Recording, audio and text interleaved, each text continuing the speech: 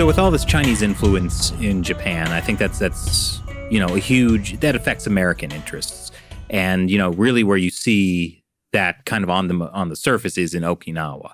So can you tell us a little bit about the situation there? Right. So, as probably most of your viewers will know, we've had a presence, the U.S. has had a presence in Okinawa, since the Battle of Okinawa. So, 76 years.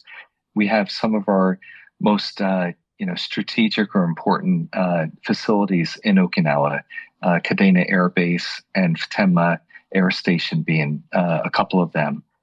The opposition to the U.S. base presence and war in general has always been a strong element of the identities of the residents of Okinawa and the political discussions that take place down there. Okinawa's also had close historical ties with China in the past, and many of the people who discuss those historical ties paint it in very positive or glowing light. And in the past few decades, there's been a real effort to bridge any gaps with China between Okinawa and China.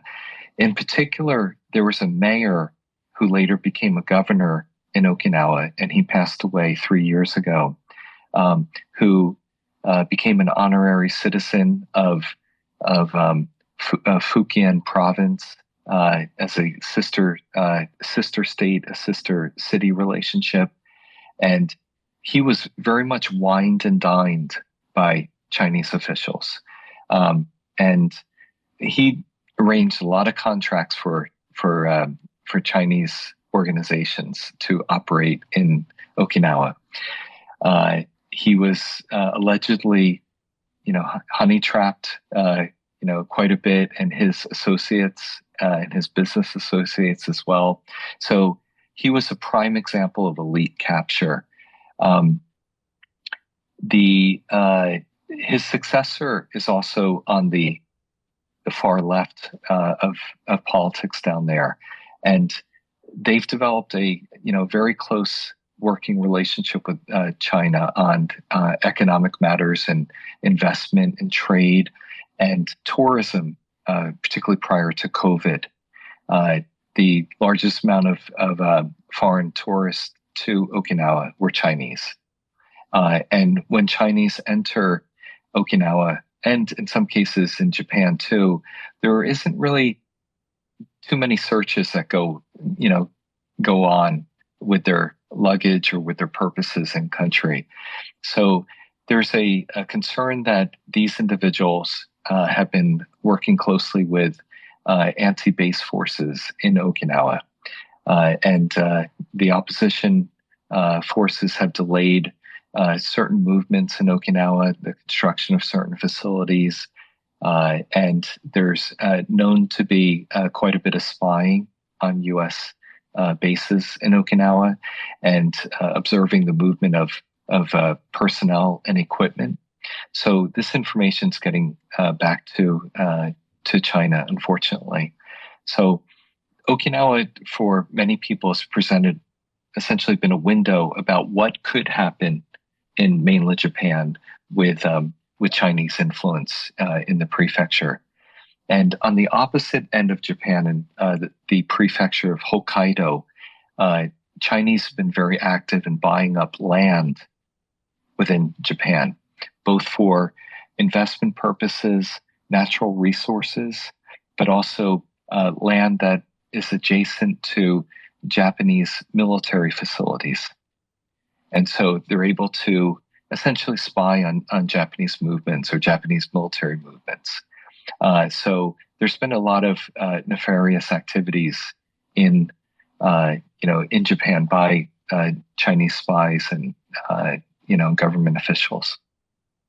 I mean, is the U.S. military concerned about what's happening in Okinawa? Like, is there anything the U.S. government can do about this, or because it's in Japan, it's kind of difficult politically?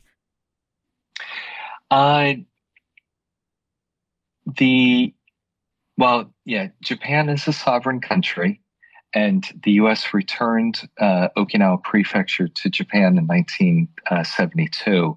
So anything that would impact Japanese sovereignty and or override Japanese sovereignty, no, the U.S. can't do anything in that regard.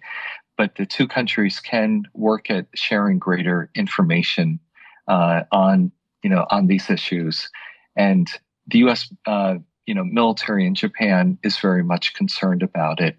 My experience has been that the U.S. government officials, U.S. military, tend to be overwhelmed or overpowered by the language challenges of being able to truly, follow and monitor a lot of the things that are going on. Also, and this goes back 8 years ago during the Obama administration, when I would raise certain issues with certain officials in Tokyo on the State Department side, they were oblivious to what was going on.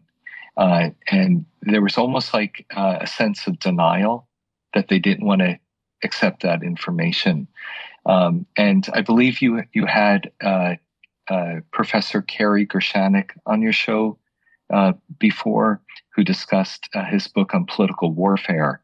He talks about the exact same thing with his interactions with U.S. government officials, that there was a sense of disbelief that they didn't want to even consider that option. That may have changed in recent years, here in Japan among U.S. government officials. I'm not sure. But there's a huge, I think, gap in what's actually happening and what U.S. government officials are aware of. That is not comforting. Definitely not. Well, I think we're all going to keep a pretty close eye on how the Japanese elections go. There's obviously a lot on the line. Thanks a lot for joining us and telling us about this. Thank you for having me. I appreciate it. And I very much, as I said before, I enjoy your show, and I hope it continues. Appreciate that. And we'll put a link to your article in the description below. Thanks again. Thank you very much. Well, that's another one of those interviews that really shows the world is on the brink right now. Like his whole breakdown of the timeline with the satellites. Yeah, that was very freaky. I mean, we could hardly say that we have our heads in the sand, but thinking about something 6 years away is different than thinking about something 1 year or 2 years away. Well, right? Speak for yourself, because I have my head firmly in the sand. That's right. Well, yeah, I mean, we have talked a lot about, China's satellite warfare. They're trying to do, assassin's mace kind of things, and the vulnerabilities of U.S. satellites. But I didn't really know about that specific timeline of, we don't really have a way to protect our satellites. We might by 2026, and China might try and do something before then. Yeah, it's not that far away. I mean, think about it. Last week in China Uncensored, we reused a clip from an episode that you did back in 2015 about the 2022 Olympics. And at the time, you were like, who's excited about the Olympics 7 years from now? And now here we are. Yeah, here we are.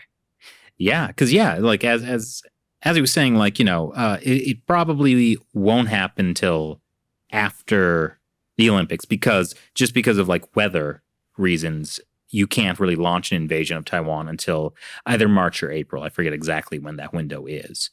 And so then the question is, would Xi Jinping try and do it then, before the big party meeting where he's supposed to be reelected? Or would he wait till after? Who knows? I do not want to make any predictions right now. Right. I mean, of course, also you got to keep in mind that even though Ian Easton told us about the sort of April and October windows for invasion across the Taiwan Strait due to weather concerns, that doesn't mean it's only going to start in one of those months, because there are lots of other invasion-y type things that they could do to throw everyone off if everyone's only prepared for those windows. Great, Matt. Thanks. I'm just saying we should be on our toes. Yeah, no, that's very true. I mean, probably they're still not going to do it before the Olympics. Although that would be quite a thing, right? If they did try to invade Taiwan before the Olympics and then It's a surprise attack. and then the IOC was like, just have it there We're anyway. apolitical. We need to be politically neutral. The world's a complicated place. Yeah, well, as Dr. Eldridge said, like there's the example of Russia and Crimea and their Olympics. They just did it anyways. So it is possible. It is possible. Believe, Shelley. Anything is possible. Rainbows, unicorns, and a Taiwan invasion before the Olympics. I'm going to go watch Ted Lasso now to cheer myself up. I don't have those kind of indulgences. I just live in the bitterness with my black coffee.